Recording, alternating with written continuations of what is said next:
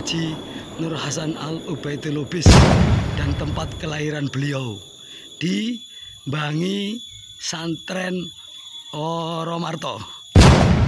Assalamualaikum warahmatullahi wabarakatuh. Selamat berjumpa kembali para sahabat Khairil Anas TV dimanapun Anda berada di seluruh penjuru Nusantara maupun di mancanegara. Kembali berjumpa dengan channel kesayangan Anda yang memancar dari kota Makassar, Sulawesi Selatan, Indonesia, Khairil Anas TV. Bismillahirrahmanirrahim. Sahabat Khairil Anas TV, inilah rumah tempat kelahiran Nur Hasan Madigol di Desa Bangi, Morowarto, Papar, Kediri, Jawa Timur. Madigol anak dari Haji Abdul Aziz yang konon hanya mengenyam pendidikan sampai kelas 3 sekolah dasar. Selama mudanya, pemimpin sekaligus pendiri Islam Jamaah yang mangkat di usia 71 tahun itu dikenal sangat gemar dengan dunia perdukunan dan amalan bid'ah.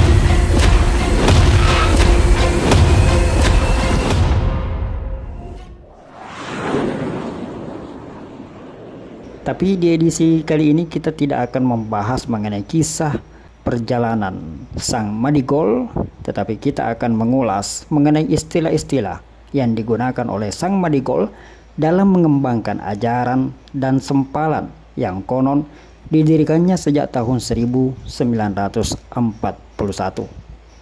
Kita menggunakan istilah konon karena tidak ada bukti dokumen yang menjelaskan mengenai tanggal, hari, dan tempat yang pasti untuk menandai awal berdirinya kelompok yang saat ini telah resmi bernama Lembaga Dakwah Islam Indonesia LDII.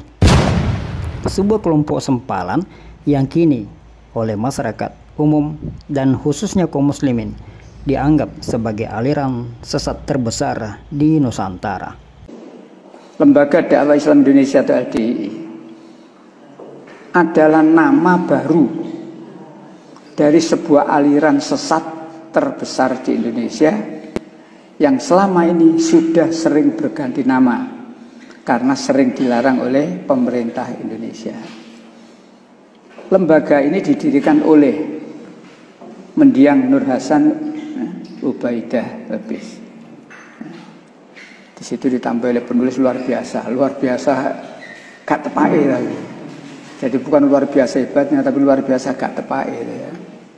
Dikatakan sesat karena banyak sekali hal-hal yang menyimpang, baik ajaran, amalan maupun istilah-istilah yang digunakan di dalam kelompok ini yang menyimpang dari kaidah dan pemahaman yang dipahami secara umum oleh kaum muslimin dan oleh masyarakat umum lainnya. Sebagaimana dalam sejarah perkembangan Islam yang diwarnai dengan berbagai bentuk rintangan dan gangguan dari kaum kafir Quraisy yang kemudian melahirkan dua kelompok mukmin ketika itu, yakni golongan muhajir, yakni kaum muslimin yang terpaksa berpindah dari Mekah menuju Madinah untuk menghindari ancaman dan gangguan dari kaum musyrikin, dan kelompok Ansor, yakni kaum muslimin yang berada di Madinah yang memberikan bantuan, pertolongan dan menampung saudara-saudaranya yang hijrah dari kota Mekah menuju Madinah. Kaum Ansor ini menerima kaum muhajirin dengan lapang dada dan memberikan pelayanan yang terbaik. Maka di dalam perjalanan perkembangan kelompok sempalan LDII yang dirintis oleh Nur Hasan Madigol juga dikenal adanya istilah muhajirin dan ansor. Tetapi Anda jangan membayangkan dua kelompok ini sama dengan dua kelompok kaum muslimin di zaman Rasulullah. Muhajirin yang ada di dalam kalangan LDII adalah daerah atau kelompok istimewa yang memperoleh sejumlah hak-hak khusus dari keamiran pusat LDII. Berbagai bentuk hak istimewa dari keamiran pusat LDII itu tidak diberikan kepada daerah yang lain atau kelompok jemaah yang lain selain muhajirin. Sebagaimana dijelaskan mantan mubalik senior LDII Ustadz Imam Nasai yang dihubungi Herir Anas TV. Memang aneh ini Madigol ini membuat konsep muhajir ansor. Muhajir dalam sistem LDII adalah bekerja, berumah, bertanah, sukses di Gading. Itu motonya. Dadini muhajir, dadini jamaah. Cikal bakalnya jamaah sukses itu berhulu dari Gading. Jadi berhulu dan berawalnya dari Gading. Ya dari muhajir, tolok ukurnya itu di situ. Menurut Imam Nasai, muhajir yang dikenal di dalam kalangan LDII adalah tolak ukur atau cikal bakal berkembangnya jamaah. Apabila muhajir berkembang, maka itu indikator akan berkembangnya jamaah. Namun apabila muhajir tidak berkembang, maka jamaah pun sulit untuk berkembang. Jadi bukan muhajir sebagaimana yang dipahami secara umum oleh kaum muslimin, yakni orang-orang yang hijrah dari alam jahiliyah menuju alam hidayah. Kenapa dibuat konsep begitu? Karena ya ujung-ujungnya memisahkan diri dari aturan yang ada sekarang. Jadi dia dapat khusus istimewa. Kayak daerah khusus istimewa lah. Ibaratnya muhajir ansor itu. Gitu. Nah, ansor sendiri itu ya di Gading itu.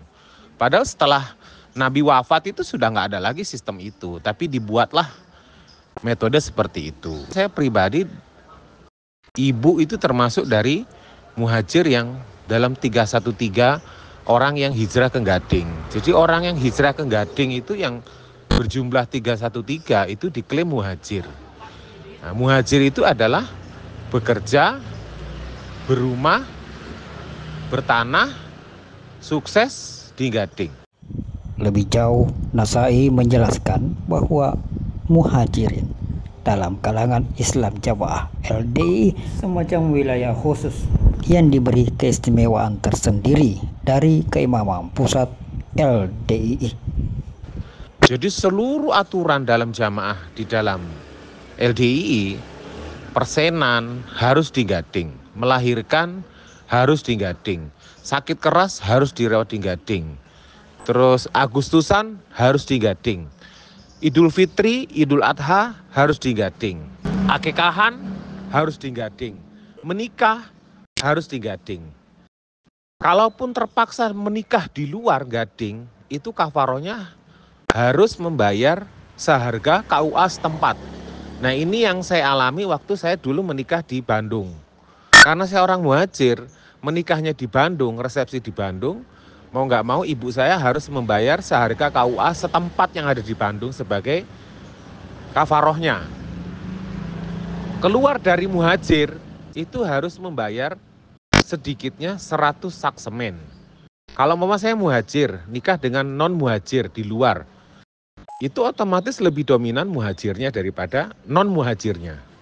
Kalau misalnya luar LDII, mama dari Makassar nikah dengan saya, otomatis yang lebih dominan ya muhajirnya itu daripada non muhajirnya. Gitu akhi penjelasannya. Kalau menyimak penjelasan tersebut, dapat dikatakan bahwa muhajir adalah tempat untuk karantina orang-orang untuk digembleng menjadi pengikut setia keamiran Islam Jamaah LDII. Dari penggunaan istilah-istilah yang pemahamannya berbeda dengan pemahaman pada umumnya itu menggambarkan sikap orang-orang yang ada di dalam kalangan LDII yang memang terkesan berani berbeda pemahaman. Banyak sekali istilah-istilah keagamaan yang digunakan oleh kalangan LDII yang pemahamannya disimpangkan atau dibelokkan menyelisihi pemahaman pada umumnya. Seperti amal soleh yang secara umum dipahami sebagai perbuatan baik di dalam kalangan LDII diartikan sebagai aktivitas suami istri. Istilah murtad yang secara umum dipahami sebagai sikap atau kelakuan seseorang yang meninggalkan atau mengganti agama yang diyakininya. Dan di dalam Islam, murtad berarti keluar dari agama Islam dan memeluk agama lain. Sedangkan di LDII, murtad adalah orang yang keluar dari organisasi, mencabut janji baiat kepada imam besar LDII. Sedangkan kafir yang secara umum digunakan untuk menggambarkan orang yang tidak beriman atau mengingkari aturan Allah dan Rasulnya. Sedangkan bagi kalangan LDII, kafir digunakan untuk menggambarkan orang yang tidak bergabung di organisasi LDII dan belum berbeat kepada imam besarnya.